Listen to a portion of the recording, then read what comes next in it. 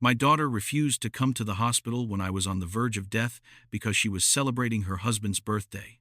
I'm busy, she said, even though the doctors begged her to hurry. 2 weeks later, I called the bank and did what I had to do. After which, my daughter burst into my house in a panic, but I had already made my choice.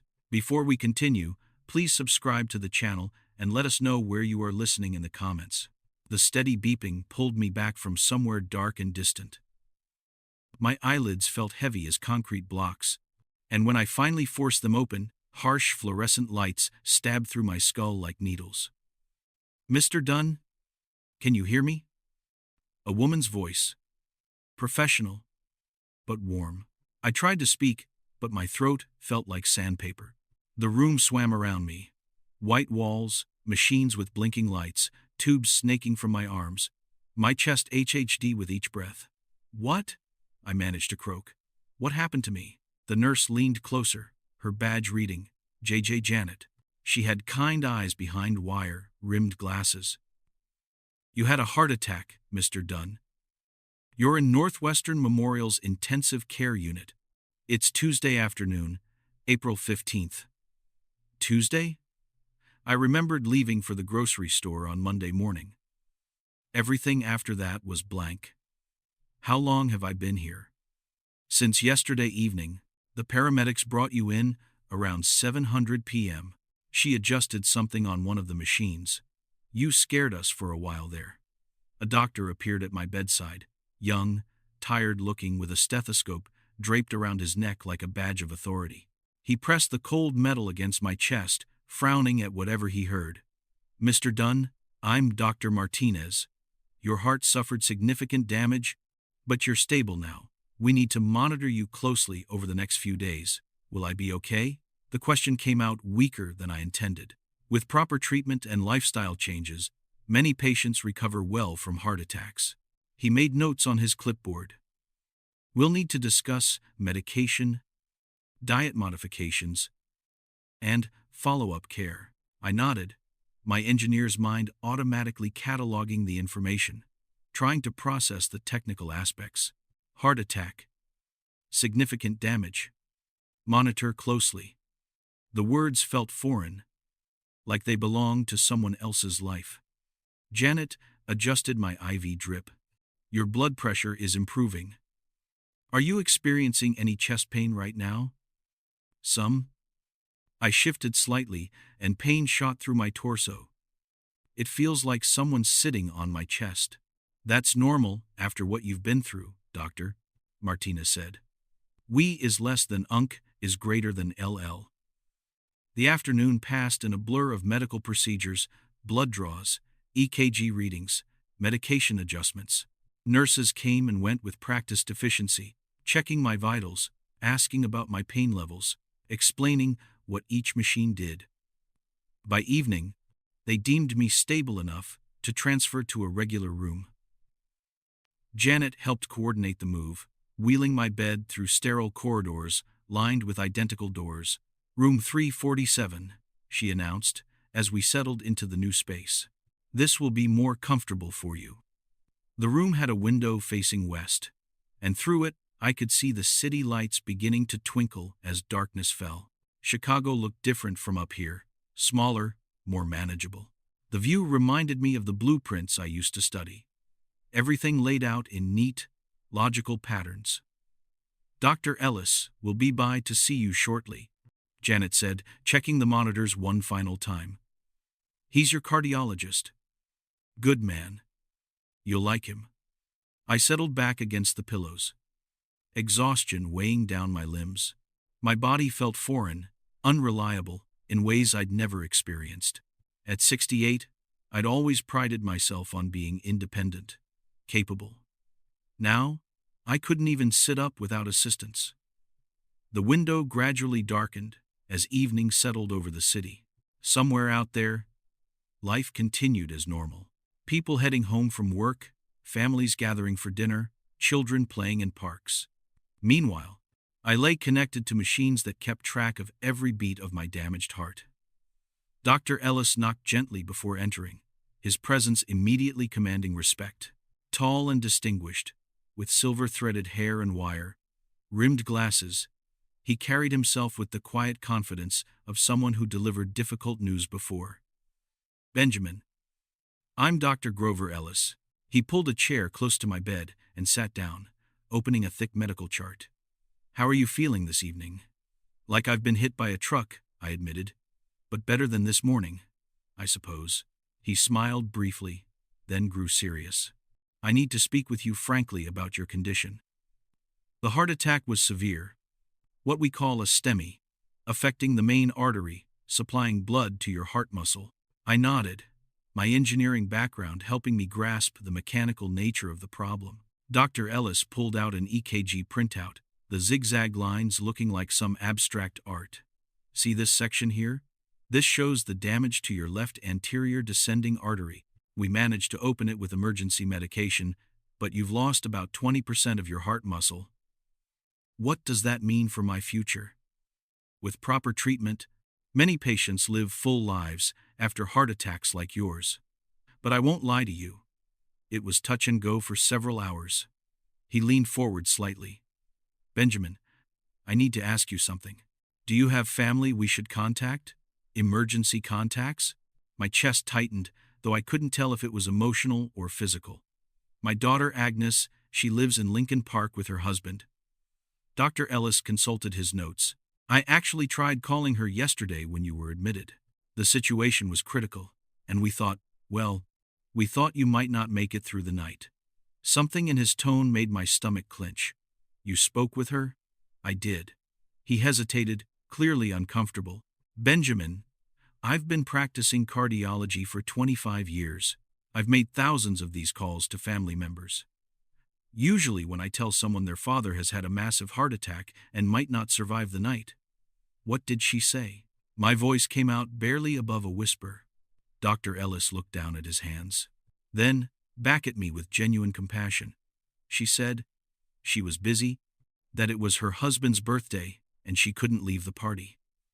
The words hit me like a physical blow. I felt my heart rate monitor beep faster as my pulse spiked. Even when you told her it might be my last night. Unfortunately, yes. His voice was gentle but clear. I explained the severity. Told her you were asking for her.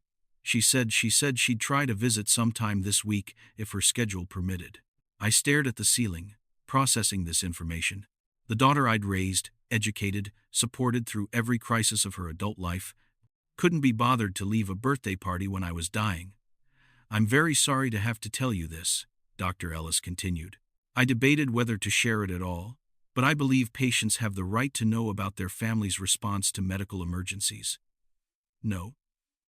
You were right to tell me. My voice sounded hollow, even to myself. I needed to know. He stayed for a few more minutes, explaining medication schedules and recovery expectations, but I barely heard him. My mind kept replaying his words. She was busy. Her husband's birthday. Couldn't leave the party. I'll check on you tomorrow morning, Doctor, Ellis said, standing. Try to get some rest. Your body needs time to heal. After he left, the room felt impossibly quiet, except for the steady beeping of my heart monitor. Through the window, Chicago's lights stretched endlessly, each one representing someone's life, someone's priorities. Agnes had made her priorities clear. The door clicked shut, leaving me alone with the devastating truth. I shifted in bed, trying to find a comfortable position, but the ache in my chest had nothing to do with the heart attack now. She was busy. It was her husband's birthday. I stared at the city lights through my window, each twinkling bulb a reminder of all the normal families out there. Families where daughters rush to their father's bedside when he's dying. Maybe Dr. Ellis misunderstood. Maybe Agnes didn't grasp the severity. I knew her. She could be scattered, focused on her own world. But surely, when faced with her father's mortality. But deep down, I knew better. This wasn't the first time Agnes had put her convenience ahead of my needs. It was just the most brutal. My mind drifted to Northwestern University 23 years ago. Agnes, bright-eyed and determined to study business. Standing in my kitchen with acceptance letters spread across the table. Dad. I got into Northwestern. Can you believe it? I could believe it. I'd helped her with every application, every essay. What I couldn't believe was the tuition bill, $40,000. My engineer's salary was decent, but that amount would mean working overtime for years, skipping vacations, postponing my own retirement dreams. But seeing her face that day so full of hope and ambition, how could I say no? I worked 60-hour weeks for 4 years straight. Weekends at the consulting firm, holidays spent on project reviews. My back ached constantly from hunching over blueprints, and I lived on coffee and determination. Agnes graduated magna cum laude. I was so proud. Then came the wedding. Martin Harper, a smooth-talking entrepreneur with big dreams and bigger debts. I didn't trust him from the start. But Agnes was in love, and she wanted a fairy tale wedding. Dad, you only get married once. I want it to be perfect. $15,000 for one day. The venue, the flowers, the photographer, everything had to be the best. I emptied my vacation fund, borrowed against my pension, worked extra shifts until my hands shook from exhaustion. The marriage lasted 2 years before they separated. Then they got back together, then separated again. Through every crisis, every reconciliation, every new business venture of Martin's that failed, I was there with my checkbook. Down payment for their first house, $12,000. Loan for Martin's restaurant that went bankrupt, $8,000. Emergency help when Agnes lost her first job, $3,000. Car repair when their BMW broke down, $1,500. I'd kept mental track over the years, the way engineers keep track of load calculations. The numbers were staggering. Over $100,000. Not counting the countless weekends spent helping them move. The birthday gifts. The Christmas presents that stretch my budget every year. And last night, when I lay dying in this very hospital, Agnes couldn't leave a party. I rolled onto my side, ignoring the pull of IV tubes, and looked out at the Chicago skyline. Somewhere out there, in their Lincoln Park condo that I'd helped them afford, Agnes and Martin were probably laughing with friends, drinking expensive wine, celebrating another year of Martin's worthless life. She'd try to visit sometime this week if her schedule permitted, as if I were a dentist appointment she could reschedule. The anger built slowly, starting as a warm knot in my stomach and spreading upward until my chest burned with something that had nothing to do with cardiac damage. For 68 years, I'd been the responsible one, the reliable one, the one who sacrificed so others could succeed. What had it gotten me? A daughter who valued party planning over her father's life. A son-in-law who'd never worked an honest day but lived like royalty on my generosity. A lonely hospital room where I processed the brutal mathematics of unconditional love. I'd given Agnes everything. Now it was time to see what she'd do when that everything was at stake. My heart monitor beeped steadily in the darkness, each pulse a reminder that I was still alive, still capable of making decisions about my life and my legacy. Agnes thought she could ignore me, take me for granted, treat me like an inconvenience. She was about to learn how wrong she was. The morning light filtered through my hospital window as I swallowed the array of pills Nurse Janet had lined up on my bedside table. 3 days had passed since Dr. Ellis delivered his devastating news, and while my heart was healing, something else inside me was crystallizing. "Time for your walk, Mr. Dunn," announced Rita, the physical therapist. Her cheerful demeanor grated against my mood, but I complied. We shuffled down the corridor, my legs still shaky, but stronger than yesterday. The cardiac wing hummed with quiet conversations and beeping machines. In room 352, I noticed an elderly man sitting alone, staring at a wilted flower arrangement. "Good morning," I said, pausing at his doorway. He looked up with tired eyes. "Morning. You're the engineer from 347, right?" "I'm Harold." "Benjamin." I leaned against the door frame, grateful for the rest. "You seem troubled." Harold's laugh held no humor. "My son cleaned out my savings account while I was here. $35,000. Said he needed it for his business." He gestured at the dying flowers. "These came with a card saying he was sorry. No visit, no phone call, just sorry. Here was another father, another betrayal. Family, Harold continued bitterly. They think we'll always forgive them because we're their parents. I returned to my room, deeply unsettled. That afternoon, I made my first phone call. Chase Bank Customer Service. This is Michelle. This is Benjamin Dunn. I need information about revoking power of attorney on my accounts.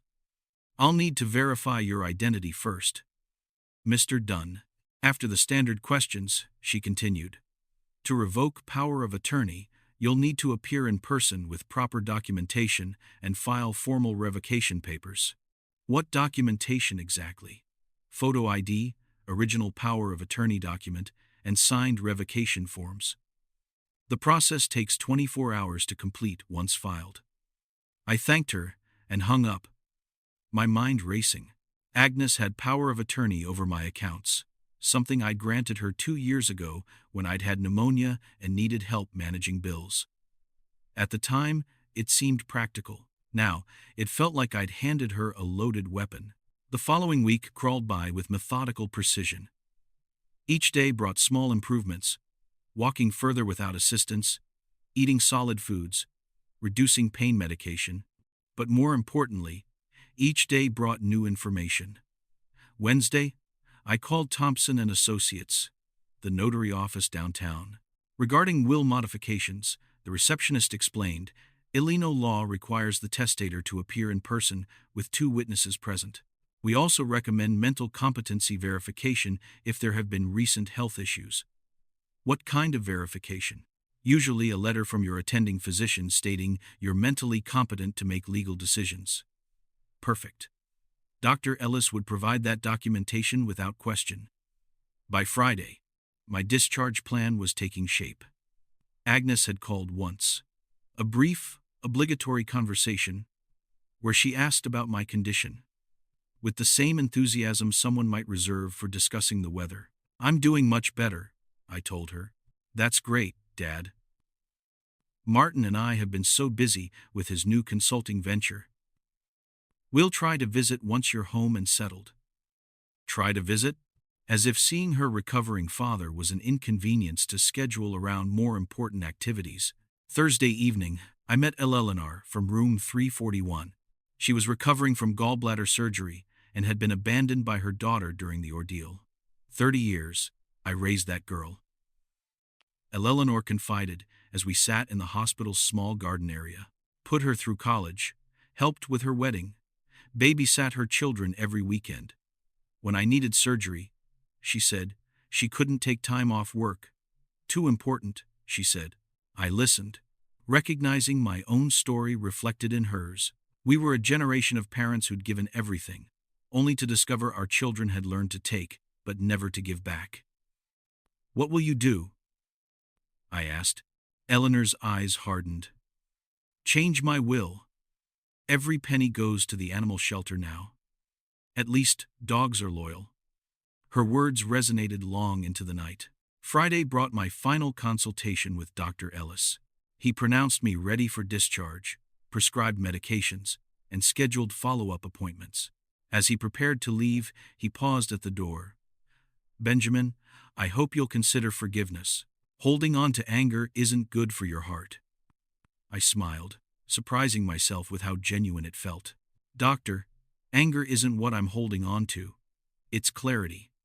That evening, I sat by my window, watching the Chicago skyline twinkle in the darkness. Somewhere out there, Agnes and Martin were living their comfortable life, sustained by my decades of sacrifice and completely indifferent to my near-death experience. Tomorrow, I would go home. Tomorrow, I would begin reclaiming control of my life. The power of attorney would be revoked. The will would be changed. And Agnes would learn that taking her father for granted had consequences she never imagined. I wasn't seeking revenge. I was seeking justice. There's a difference, and an engineer understands the precision required for both. The discharge process began at 8 a.m. sharp. Dr. Martinez handed me a folder thick with papers, medication schedules, dietary restrictions, follow-up appointment cards, My signature felt shaky on the forms, but my resolve remained steady.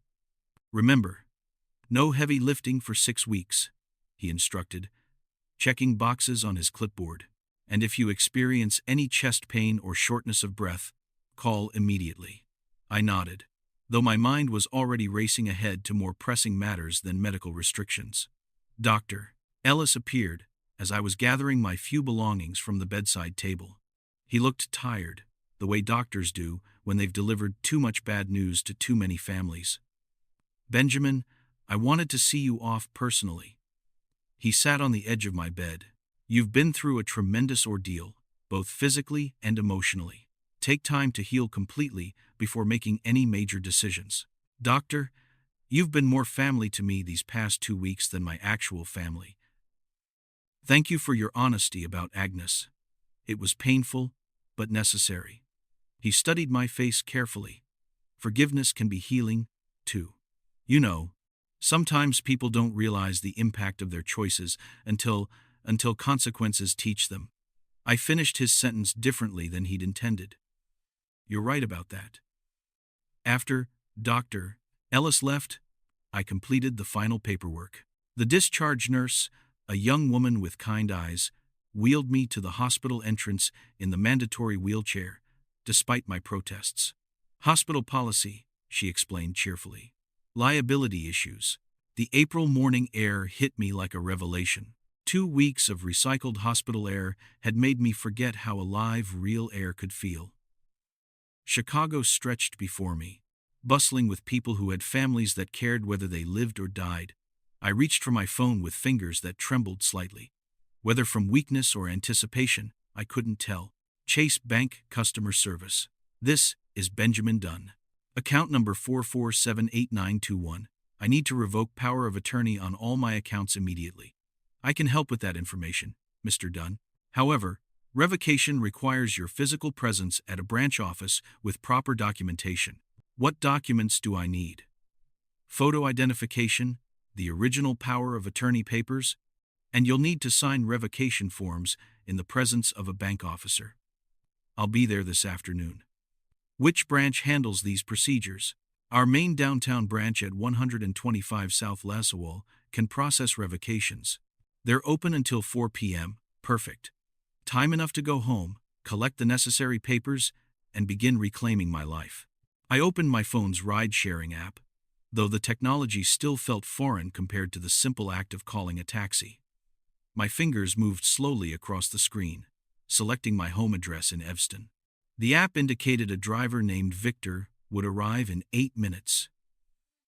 8 minutes to stand on this sidewalk and feel the weight of my decision settling around me like a comfortable coat. A businessman rushed past, shouting into his phone about quarterly reports and missing his daughter's recital. A young mother pushed a stroller while juggling her own phone call about daycare schedules. Everyone had responsibilities, priorities, people who needed them. Everyone. Except me. But that was about to change. For 68 years, I'd been the dependable one, the provider, the safety net for everyone else's dreams and failures. I'd worked overtime to pay for Agnes' education, emptied my savings for her wedding, sacrificed my retirement security for her husband's failed businesses, and when I lay dying, she couldn't leave a party. My phone buzzed. "Your driver, Victor, is arriving in a white Honda Accord." I watched as the car pulled up to the curb, its driver, a middle-aged man with grained temples, stepping out to help me with my small hospital bag. Time to go home. Time to collect those power of attorney documents. Time to visit Chase Bank and begin the process of taking back control of my financial life. Agnes thought she could ignore me, take me for granted, treat me like an inconvenience. She was about to discover how expensive that assumption would prove to be. Victor Ramirez stepped around his white Honda with the easy grace of someone who'd spent decades helping people into his car. His weathered face showed immediate concern when he saw me emerging from the hospital entrance. "Northwestern Memorial. You okay, my friend?" He reached for my hospital bag without being asked. "I'm better now," I replied, settling into the passenger seat. The car smelled of coffee and pine air freshener, with a rosary hanging from the rearview mirror and a small photo of a young man taped to the dashboard. Evanston, right up on Sheridan Road. Victor checked his GPS and pulled into traffic. Heart trouble. I nodded, surprised by his directness. Most people danced around medical issues. My father had 3 heart attacks. Victor continued navigating toward Lakeshore Drive. Tough man. Worked construction for 40 years. Each time we thought we'd lose him. Did your family rally around him? Victor's laugh held an edge of bitterness. Oh, we did, the first time. By the third, my siblings were complaining about hospital visits interfering with their schedules. He glanced at me in the mirror. Family's complicated, isn't it? The question hung between us as we merged onto Lakeshore Drive. Lake Michigan stretched endlessly to our right. Its surface choppy under the April wind. Downtown Chicago's skyline rose behind us, looking smaller with each mile north. My daughter couldn't even leave her husband's birthday party. I found myself saying when the doctor told her I might not survive the night. Victor's hands tightened on the steering wheel. Ah, man, that hurts. How old is she? 42. Old enough to understand priorities. You'd think so. Victor was quiet for a moment, then gestured toward the photo on his dashboard. That's my son, Eduardo. Lives in Los Angeles now. Big shop marketing executive. Beautiful house. Expensive car. You must be proud. I was. Haven't heard from him in 5 years. Victor's voice carried the weight of profound disappointment. Last time we talked, he asked me to stop calling so much. Said it was embarrassing when his colleagues heard about his taxi driver father. The words hit me like a physical blow. Here was someone who understood the unique pain of being discarded by the person you'd sacrificed everything to raise. How do you deal with that kind of betrayal? Victor took the Belmont exit, heading north through Lincoln Park. I learned something important, Benjamin. Family isn't just blood. Family is who shows up when you need them. Who answers the phone at midnight. Who sits in hospital waiting rooms. I considered this as we passed the neighborhood where Agnes and Martin lived. Their condo was probably 8 blocks west of here, filled with expensive furniture I'd helped them buy. After Eduardo cut me out of his life, I spent 2 years angry. Victor continued, bitter, resentful, wondering where I went wrong. Then I realized something. I was giving him power over my happiness even after he'd abandoned me. So what did you do? I started living for myself. Started taking trips I'd always wanted to take. Learned guitar. Made real friends who actually want my company. He smiled, and for the first time, it reached his eyes. Found out I'm pretty good company when I'm not wasting time on ungrateful children. We'd reached Evanston now, passing the campus where I'd sent Agnes for her expensive education. Students walked the sidewalks with backpacks and dreams, most probably supported by parents who thought sacrifice equaled love. The thing is, Victor said, turning onto my street, they think we'll always be there, always forgive, always enable. Sometimes, the kindest thing you can do for ungrateful children is let them face the consequences of their choices. My house appeared ahead, a modest 2-story colonial with a small front yard I'd maintained religiously until my health declined. It looked smaller somehow, less significant than when I'd left for the grocery store 2 weeks ago. Victor pulled into my driveway and turned to face me fully. Benjamin, I don't know your situation completely, but if your daughter thinks she can ignore you when you're dying, maybe it's time she learned what life looks like without her father's support. He helped me out of the car, refusing my offer of a tip. My number's in your phone now, he said, handing me a business card. You need anything? Rides? Groceries? Someone to talk to? You call me? That's what real family does. I stood in my driveway watching Victor drive away, his words echoing in my mind. Family is who shows up when you need them. Agnes hadn't shown up, but Victor had. Dr. Ellis had. Even Harold and Eleanor, fellow patients, had shown more compassion than my own daughter. Time to start living for myself. Time to let Agnes learn what consequences look like. My key turned in the front door lock for the first time in 2 weeks, and the familiar click sent a wave of relief through my chest. Home. The house smelled slightly stale from being closed up. But it was my sanctuary, my controlled environment, where the doorbell rang aggressively, followed immediately by harsh knocking. I'd barely set my hospital bag down in the entryway when the pounding intensified. Through the frosted glass, I could see two figures on my porch. "Dad, open up. We know you're in there."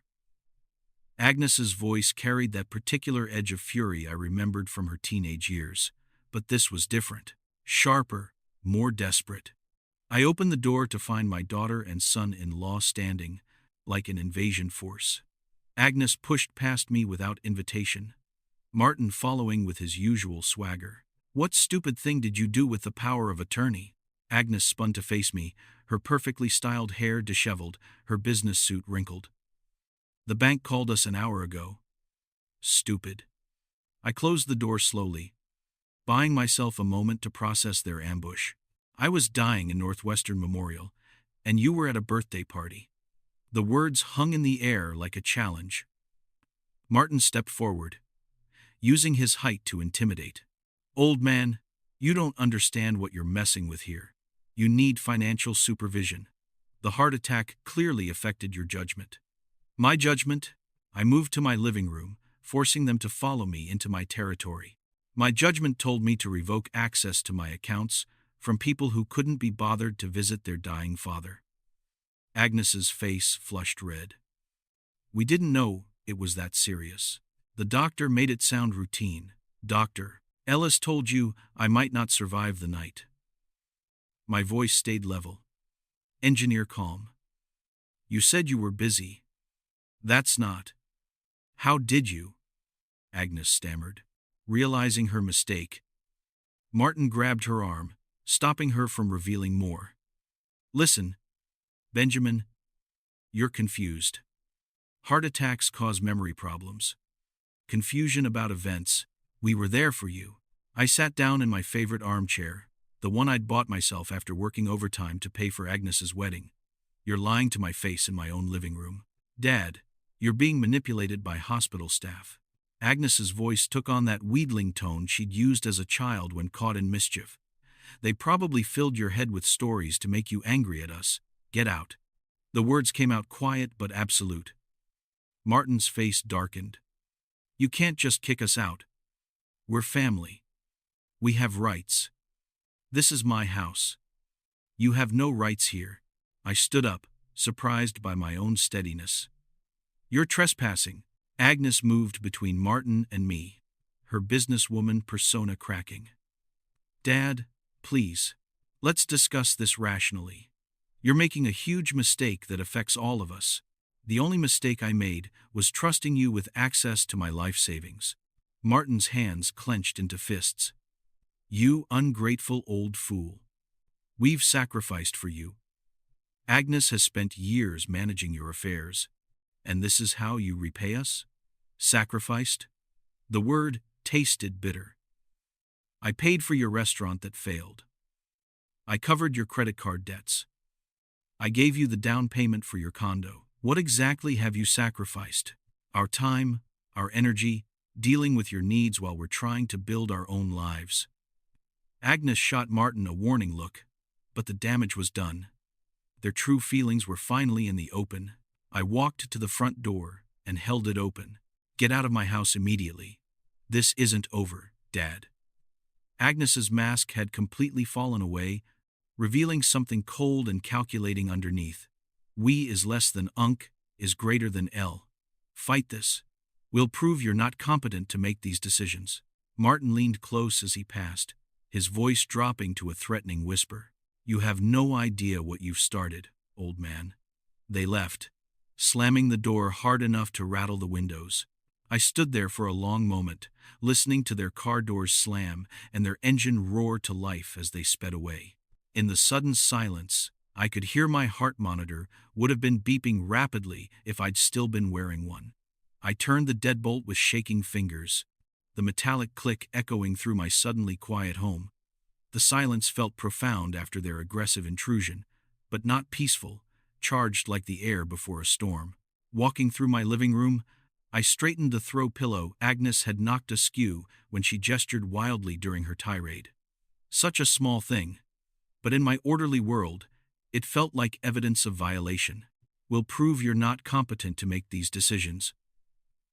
Agnes's parting threat replayed in my mind as I moved to the kitchen, my legs still unsteady from the confrontation and the long morning.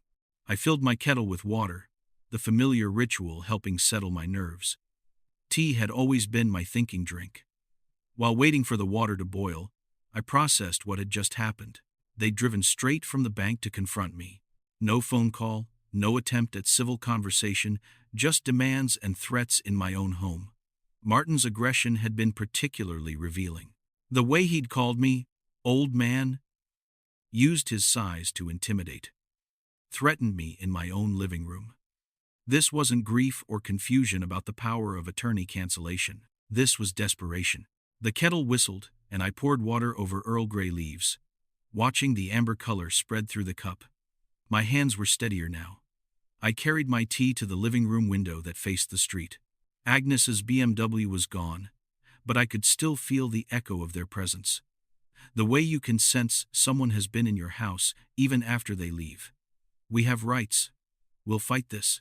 Martin had revealed more than he'd intended. They weren't just upset about losing financial access.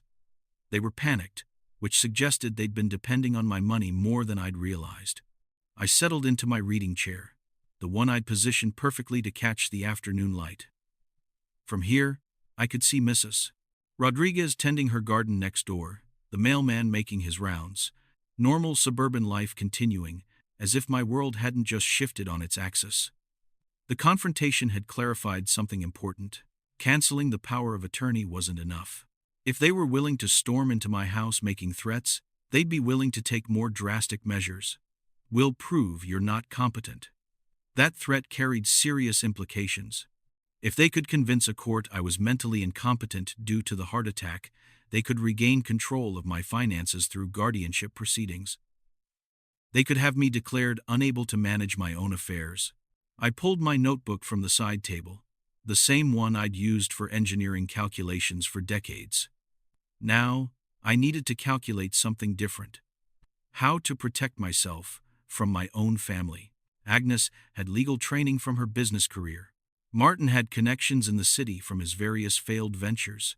Together, they could mount a serious challenge to my independence. But they'd made one crucial mistake. They'd revealed their true motivations too clearly. This wasn't about concern for my welfare. It was about money. Pure and simple. I wrote in my notebook, Agnes and Martin, financial desperation, willing to use legal system against me, need stronger, protective measures. The afternoon sun slanted through my windows, warming the familiar room where I'd spent countless evenings reading, planning, living my quiet life. That life was over now. They'd made sure of that with their threats and demands. I thought about Victor's words during our ride home. Sometimes, the kindest thing you can do for ungrateful children is let them face the consequences of their choices. Canceling the power of attorney had been consequence number one. But if they wanted to escalate this conflict, I was prepared to show them exactly how expensive their greed would become. I reached for the phone. Time to call Thompson and Associates about updating my will. 2 days later, Mrs. Rodriguez approached me as I checked my mail. Her usually warm demeanor replaced by awkward hesitation. Benjamin, how are you feeling after your incident? The way she said incident sent warning signals through my engineer's brain. I'd known Maria Rodriguez for 15 years. She'd never been awkward around me. I'm recovering well, thank you. Why, do you ask? She glanced toward her house, then back at me with obvious discomfort. Your daughter stopped by yesterday. She seemed very concerned about you living alone after the heart attack. My blood pressure spiked, but I kept my voice level. Agnes was here, she said. You've become forgetful, confused about things that you might need supervision. Maria's voice carried genuine worry mixed with something else. Doubt about me. What exactly did she tell you? Maria shifted her gardening gloves between her hands. That you've been making irrational financial decisions, canceling important arrangements without understanding the consequences. She asked me to keep an eye on you. Call her if you seemed unstable. The systematic nature of their attack became clear. They weren't just threatening legal action. They were poisoning my community relationships, building a case for incompetency by manipulating people who cared about me. Maria, did I seem confused or unstable when we talked about your rose garden last week? She looked relieved to focus on something concrete. No, you were perfectly normal. Gave me excellent advice about the aphid problem. Then trust that judgment over gossip. 3 days later, I visited the Chase Bank downtown to finalize additional account security measures. The branch manager, Janet Chen, pulled me aside after our business concluded. Mr. Dunn, I probably shouldn't mention this, but your daughter was here yesterday asking about procedures for financial guardianship. Ice formed in my stomach. Guardianship? She wanted to know what medical documentation would be required to have someone declared unable to manage their own finances. I told her I couldn't discuss specific procedures, but Janet lowered her voice. She seemed very focused on post-start attack, cognitive impairment claims. Did she file any paperwork? No, but she scheduled a consultation with our legal department for next week. I thanked Janet and left the bank with a growing sense of urgency. Agnes wasn't making idle threats. She was researching legal strategies to have me declared incompetent. By the following Tuesday, the scope of their campaign became fully apparent.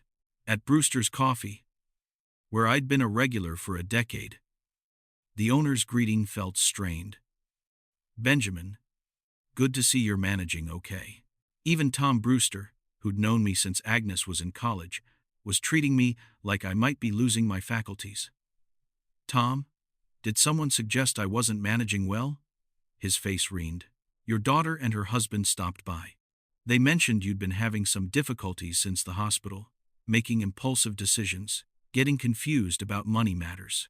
I ordered my usual black coffee, paid with exact change, and made casual conversation about the Cubs' season prospects. Tom relaxed as I demonstrated complete mental clarity. You seem fine to me, he admitted as I prepared to leave. That's because I am fine. Remember that when people suggest otherwise that evening, I sat in my kitchen ting the evidence of their systematic character assassination. 3 neighbors contacted my bank, local businesses where I was known. They were building a narrative of post-heart attack cognitive decline, preparing witnesses who could testify to my supposed incompetence. The engineering part of my mind admired their thoroughness, even as I felt violated by their manipulation. They turned my community relationships into weapons against me. I pulled out my notebook and wrote Agnes and Martin Organized Competency Challenge Campaign. Timeline approximately 1 week. Targets neighbors, bank, local businesses. Goal: establish pattern of cognitive decline for legal guardianship. Below that, I added counter strategy required. Immediate action necessary. I reached for the phone and dialed Thompson and Associates. This is Benjamin Dunn. I need to accelerate my will modification appointment. How soon can we meet? We have an opening tomorrow at 10 a.m. I'll be there. I understood now that they declared war on my independence, my reputation, and my right to control my own life. They thought an elderly heart attack patient would be easy to manipulate and defeat. They were about to learn how wrong they were. The elevator climbed to the 14th floor of the LaSalle Street building, carrying me toward what would either be my salvation or the beginning of a legal war I might not survive. Through the elevator's glass walls, Chicago spread below me, a city where families either supported each other or destroyed each other, and I'd finally learned which category mine belonged to. James Mitchell's office occupied a corner suite with floor-to-ceiling windows overlooking Lake Michigan. His receptionist, a professional woman in her 30s, led me to a conference room where Mitchell waited with legal documents already spread across a polished mahogany table. Mr. Dunn, please have a seat. Mitchell was perhaps 50, with grained temples and the careful demeanor of someone who'd handled thousands of family disputes. Before we proceed, I need to ask some standard questions to verify your mental competency. I appreciated his directness. Go ahead. What's today's date? May 12, 2025. Tuesday. Who's the current president? Donald Trump. Unfortunately. Mitchell smiled briefly. Can you tell me why you're here today? I want to completely revoke my current will and create a new one that disinherits my daughter and son-in-law entirely. That's a significant decision. Are you certain this is what you want? I pulled out my notebook, the same one I'd used to document Agnes and Martin's campaign against me. I've spent 3 weeks documenting their behavior since my heart attack. They've manipulated my neighbors, attempted to have me declared incompetent, and threatened me in my own home. Mitchell reviewed my notes with professional interest. This is thorough documentation. What specifically triggered this decision? My daughter couldn't be bothered to leave her husband's birthday party when I was dying. Then they tried to destroy my reputation when I took back control of my finances. I see. Mitchell made notes on his legal pad. Illinois law allows complete disinheritance. But I need to ensure this document can withstand any competency challenges they might bring. What kind of challenges? They could claim the heart attack affected your judgment, that you're not mentally capable of making such decisions. Your documentation helps, but I'll include specific language preventing such challenges. Mitchell spent the next hour crafting language that would make my will ironclad. The new document left everything: my house, savings, investments, personal property, to the American Heart Association. Agnes and Martin would receive exactly $1 each just to prove I hadn't forgotten them. This clause here, Mitchell pointed to a paragraph he'd written, specifically states that you're of sound mind and body, that this decision was made after careful consideration, and that any attempts to contest based on mental incompetency will result in automatic loss of even the $1 bequest. Perfect. 2 witnesses from Mitchell's office, paralegals who'd never met me before, entered the conference room. Their presence would provide independent verification of my mental state during the signing. Mr. Dunn, do you understand the contents of this will? Mitchell asked formally. I understand completely. I'm leaving my entire estate to charity and disinheriting my daughter and son-in-law. Are you making this decision freely, without coercion or pressure? Absolutely. Freely. It's the most logical decision I've ever made. I signed my name with steady hands, the same hands that had drafted engineering blueprints for 40 years. The witnesses signed below my signature, and Mitchell notarized the document with his official seal. This will is now legally binding, Mitchell said, placing the original in his office safe. I'll file a copy with the Cook County Probate Court tomorrow. Your estate is now protected. Walking back to the elevator, I felt lighter than I had in months. Agnes and Martin had declared war on my competency, my reputation, and my independence. Now they would discover the cost of that war. The elevator descended toward street level, carrying me back to a world where I was no longer a victim of my family's greed. 3 days later, I sat in my living room, watching the afternoon shadows lengthen across the same carpet where Agnes and Martin had threatened me 2 weeks ago. The signed will rested securely in Mitchell's office safe, but its power resided in my knowledge that their financial future had just evaporated. I dialed Agnes's number at exactly 4 p.m., timing chosen to catch them both at home, giving them hours to absorb what I was about to tell them. Dad? Agnes sounded surprised, but pleased.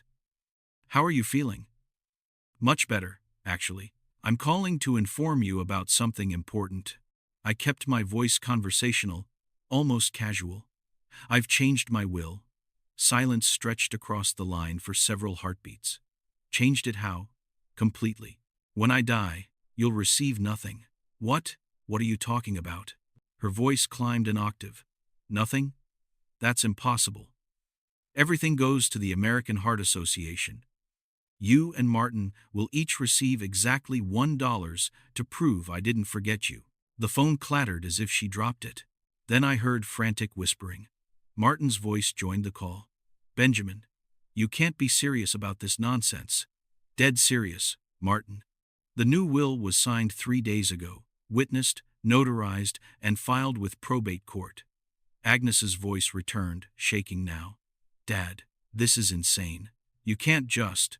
We need to talk about this face to face. Feel free to come over. The line went dead. I made myself a cup of tea and settled back into my reading chair to wait. The afternoon sun painted everything golden, peaceful, while somewhere across the city, Agnes and Martin were undoubtedly having a very different kind of afternoon. They arrived in 47 minutes. I timed it. The doorbell rang with the same aggressive urgency as 2 weeks ago, but this time I held all the power. Agnes rushed past me the moment I opened the door, Martin close behind. But their body language had changed completely. Where before they'd been demanding and threatening, now they seemed smaller, desperate. Dad, please tell me this is some kind of joke. Agnes's perfect composure had cracked. Her hair was disheveled, her business suit wrinkled as if she'd been pacing. No joke. Legal documents don't have punchlines. Martin tried his usual intimidation tactics, stepping close to me. Old man, you don't know what you're doing. This decision affects more than just us. Really? Who else does it affect? Our future? Our plans? Our. He stopped himself before admitting their complete financial dependence. Agnes dropped into my couch without invitation, her hands shaking. Daddy, I made mistakes. I know I did, but completely cutting me out. That's not who you are. You're right. The father who would have accepted your neglect and abuse died in Northwestern Memorial. I'm someone different now. We can work through this. Agnes's voice took on the pleading tone she'd used as a child when she'd broken something valuable. I'll be better, more attentive. I'll call every day. Agnes, where were you on April 14th when I was dying? She froze. How do you know about Dr. Ellis told me everything? About how you couldn't leave Martin's birthday party? About how you said you'd try to visit if your schedule permitted. Martin's face darkened. That doctor violated patient confidentiality. He told a patient how his family responded to his emergency. That's not a violation. That's honesty. Agnes began crying, actual tears streaming down her cheeks. I was wrong. I made a terrible mistake, but you can't punish me for the rest of my life. I'm not punishing you for the rest of your life. I sat across from her, calm while she fell apart. I'm punishing you for the rest of mine. Martin knelt beside Agnes, both of them now below my eye level. Please, Benjamin, we're begging you. Don't do this. Now you know exactly how it feels to be abandoned in your darkest hour. Agnes looked up at me through her tears, mascara streaking down her cheeks, like war paint washed away by defeat. Please, Daddy, I'm sorry. I'm so sorry. Sorry you got caught. Or, sorry you did it. Martin grabbed her arm, pulling her to her feet. His face had transformed from pleading to something darker, more desperate. Fine. You want to play this game, old man? We'll see about that. What game? Martin, the competency hearing. We'll prove you're mentally unfit. That heart attack scrambled your brain, made you paranoid and vindictive. His voice gained strength as he built his argument. No rational person destroys their family over a misunderstanding. Agnes wiped her face, her business persona reasserting itself. Dad, we've already spoken to people about your condition. Your neighbors, your bank. They're concerned about your decision-making. I stood up slowly, using my full height advantage. You mean the lies you've been spreading? The manipulation campaign you've been running? It's not manipulation when it's true. Martin's mask had completely slipped. Now, you're old, sick, and making irrational decisions. The only irrational decision I made was trusting you with my financial information for 2 years. Agnes moved to block my path to the door. We're not leaving until you agreed to reconsider. You're not staying regardless. I walked around her toward the front door. This is still my house. Martin stepped between me and the exit. You'll regret this decision. Benjamin, we is less than Unk. Is greater than L fight this will. With everything we have. With what money? Oh, that's right. You don't have any. The truth of their situation hit them simultaneously. Without access to my accounts, without the promise of inheritance, they had no resources for legal challenges. Agnes's face went pale. You can't just abandon us like this. Watch me. Martin's hands clenched into fists. You think you're so smart, but you're just a bitter old man dying alone. Better alone than surrounded by people who see me as an ATM.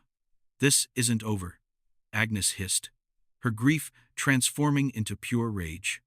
We is less than unk, is greater than. I'll find a way to contest this. We'll prove you're incompetent. You'll do exactly what you did when I was dying. Nothing. I opened the front door wide. Because when it matters, you only think about yourselves. Martin leaned close as he passed, his voice dropping to a whisper. You have no idea what you've started. This war isn't over. Agnes paused in the doorway, her face a mixture of pain and calculation. I'm still your daughter, no matter what legal documents say. And daughters have rights. Daughters who show up have rights. Daughters who abandon their fathers have consequences. They left, but not quietly this time. Agnes slammed the door hard enough to rattle the windows. I heard them arguing in the driveway, their voices carrying across the neighborhood as they fought about blame and strategies and lawyers they couldn't afford. I locked the door and returned to my living room, settling back into my chair as their car roared away. The house felt peaceful again, though I knew this peace was temporary. They'd meant their threats.